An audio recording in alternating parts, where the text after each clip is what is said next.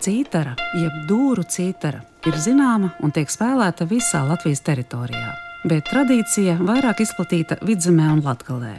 Pēc 20. gadsimta sākumā Eiropā izplatītās pavadījuma cītaras parauga vietējie Latvijas meistari 20. gadu beigās izveidoja principā jaunas konstrukcijas instrumentu, kas īsā laikā ieņēma nozīmīgu vietu latviešu instrumentālajā mūzikā.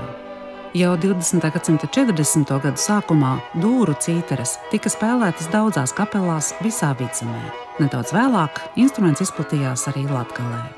70. un 80. gados tautas mūzikas ansambļiem profesionalizējoties, cītara vairs īsti neatbilda tā laika aranžētās tautas mūzikas prasībām. Tas ir plaša tonalitāšu izvēle, modulācijas, minora akordi.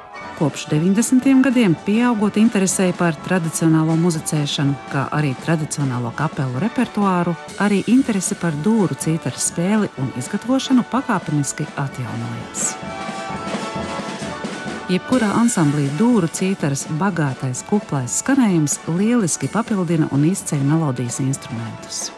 Unikālās konstrukcijas instrumentu izgatavošanu jau kopš 20. gadsimta 20. gadiem pilnībā ir nodrošinājuši vietējie meistari. Arī šobrīd darbojas vairāki dūru cītaru meistari – Gunārs Igaunis, Valters Reiznieks, Ilmārs Pumpurs, kuri amata prasmes ir apguvuši pētot veco instrumentu konstrukcijas, kā arī ievācot ziņas no literatūras un vecākās paaudzes instrumentu izgatavotājiem. Šobrīd aktīvo spēlētāju skaits ir vairāk par 50 muzikantiem, bet spēles pratēju skaits ir daudzkārt lielāks.